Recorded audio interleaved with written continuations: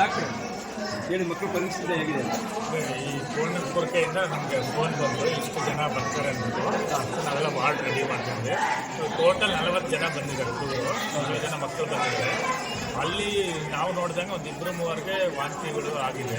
ಆಮೇಲೆ ನಾವು ನೋಡಿದಂಗೆ ಎಲ್ಲರೂ ಸ್ಟೇಬಲ್ ಇದ್ದಾರೆ. ಸದ್ಯಕ್ಕೆ ಸ್ವಲ್ಪ ವಾಂತಿ ಅಂದವರು ಒಂದು 2 ಗ್ಲೂಕೋಸ್ ಹಾಕಿದ್ವಿ. ಅದು ಬಿಟ್ಟರೆ ಎಲ್ಲರಿಗೂ ಸಿರಪ್ಪು ಟ್ಯಾಬ್ಲೆಟ್ಸ್ ಎಲ್ಲ ಕೊಟ್ಟಿದ್ವಿ.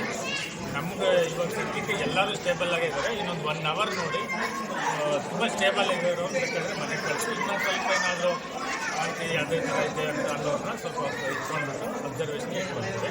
ಅಂದರೆ ಪೋಷಕರಾಗಲಿ ಯಾರೂ ಭಯಪಡೋ ಅವಶ್ಯಕತೆ ಇಲ್ಲ. ಏನಾದರೂ ಬೈ ಚಾನ್ಸ್ ನಾವೀಗ ಮನೆಗೆ ಕಳಿಸಿ ಇಲ್ಲೇನಾದರೂ ಮತ್ತೆ ನಾವು ಅಂತಾದರೂ ಬಂದು ತೋರಿಸ್ಬೋದು. 24 hours ನಾವಿಲ್ಲಿ ಡಾಕ್ಟ್ರ್ ಅವೈಲಬಿಲಿಟಿ ಇದ್ದೇ ಇದೆ. ಸರ್ಕಾರಿ ಕಿರಿಯ ಪ್ರಾಥಮಿಕ ಶಾಲೆ ಅದರಲ್ಲಿ 40 ಜನ ಸ್ಟೂಡೆಂಟ್ಸ್ ಎಲ್ಲ ಎಜುಕೇಷನ್ ಮಾಡ್ತಿದ್ದಾರೆ. ಅದರಲ್ಲಿ 3 ಜನಕ್ಕೆ ಅಚಾನಕ್ಕಾಗಿ ವಾಂತಿ ಆಗಿದ್ದಕ್ಕೆ ಬೇರೆ ಮಕ್ಕಳೆಲ್ಲ ಅಲ್ಲಿರೋ ಟೀಚರ್ಸು, ಪೇರೆಂಟ್ಸು ಮತ್ತು ಎಜುಕೇಷನ್ BO ಮೇಡಮ್ ಅವರು ಎಲ್ಲರೂ ಇರ್ತಕ್ಕಂಥ ವ್ಯಾನ್ನಲ್ಲಿ 40 ಜನ ಮಕ್ಕಳ ಮುಂಜಾಗ್ರತೆಯನ್ನು ಕರ್ಕೊಂಡ್ಬಂದಿದ್ವಿ. ಇಲ್ಲಿ ಎಲ್ಲರೂ ಅಡ್ಮಿಟ್ ಮಾಡಿದ್ವಿ. ಎಲ್ಲನೂ ಚೆಕಪ್ ಆಗಿದೆ. ಎಲ್ಲರೂ ಸ್ಟೇಬಲ್ ಇದ್ದಾರೆ, ಏನು ಪ್ರಾಬ್ಲಮ್ ಇಲ್ಲ. ಎಲ್ಲನೂ ಇನ್ನು 1 ಅವರಲ್ಲಿ ಡಾಕ್ಟ್ರ್ ಹೇಳ್ದಂಗೆ ಇನ್ನು 1 ಅವರಲ್ಲಿ ಚೆನ್ನಾಗಿ ಎಲ್ಲ ಡಿಸ್ಚಾರ್ಜ್ ಮಾಡ್ತೀವಿ. ಪ್ಯಾನಿಕ್ ಆಗಿ ಸ್ವಲ್ಪ ಪ್ಯಾನಿಕ್ ಆಗ್ತಾರೆ ಅನ್ನೋ ಉದ್ದೇಶಕ್ಕೆ ನಾವು ಮುಂಜಾಗ್ರತೆಯಿಂದ ಎಲ್ಲ ಕರ್ಕೊಂಡ್ಬಂದು ಟ್ರೀಟ್ಮೆಂಟ್ ಎಲ್ಲ ಕೊಡ್ತೀವಿ. ಎಲ್ಲ ಸ್ಟೇಬಲ್ ಇದೆ, ನೋ ಪ್ರಾಬ್ಲಮ್. ಸರ್ ಅಕ್ಷರದಾಸ್ ಅವರು ಸರ್, ನಮಗೆ ಕೋಡನ್ಕುರ್ಕೆ ಶಾಲೆಯಲ್ಲಿ 40 ಮಕ್ಕಳು ಇದ್ದಾರೆ ಸರ್. ಅದರಲ್ಲಿ 32 ಜನ ಇವತ್ತು ಏನು ಇಲ್ಲಿ ಆಸ್ಪತ್ರೆಗೆ 32 ಜನ ಬಂದಿದ್ದಾರೆ.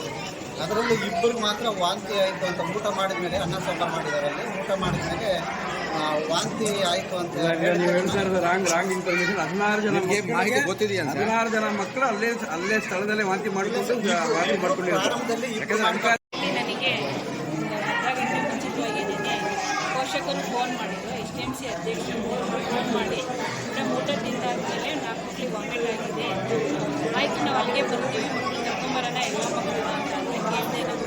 ಅದಕ್ಕೆ ಅವ್ರು ಬೇಡ ಮೇಡಮ್ ನಾವು ಕರ್ಕೊಂಬರ್ತೀವಿ ಅಂತ ಕಾರಲ್ಲಿ ಮತ್ತು TT ಗಾಡಿ ಮೇಲೆ ಮಕ್ಕಳು ಕರ್ಕೊಂಬರ್ತೀವಿ.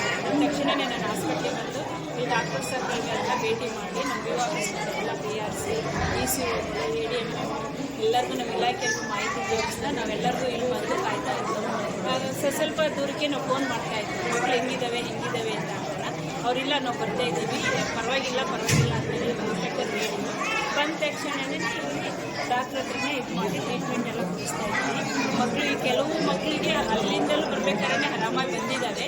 ಕೆಲವು ಮಕ್ಕಳು ಮಾತ್ರ ವಾಮಿಟ್ ಆಗಿದೆ 4-5 ಮಕ್ಕಳು ಅಂತ ಹೇಳಿದರು. ಈಗ ಎಲ್ಲ ಮಕ್ಕಳನ್ನು ಟೆಸ್ಟ್ ಮಾಡಿದ್ದಾರೆ ಡಾಕ್ಟರ್. ಇವತ್ತು ಶಾಲೆಗೆ ಎಷ್ಟು ಜನ ಮಕ್ಕಳು ಬಂದಿದ್ರು?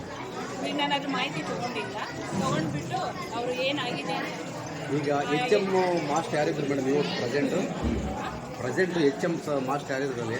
ಲೋಕಮ್ಮ ಅಂತ ಹೇಳ್ತಾ ಇದ್ದಾರೆ. ನಾನು ಇನ್ನು CRP ಇಂದ ಮಾಹಿತಿ ತಗೋಬೇಕು. ಅವರಲ್ಲಿ ಬಟ್ ನಾವು ಇದರಿಂದ ಇನ್ಫಾರ್ಮೇಶನ್ ಅದು ಚಿಕ್ಕಿ ತಿಂದಿರೋದ್ರಿಂದಾನೇ ಪ್ರಾಬ್ಲಮ್ ಅಂತ ಇದೆ. ಎಷ್ಟು ದಿನ ಆಗಿದೆ ಸಪ್ಲೈ ಆಗಿದೆ ಸರ್.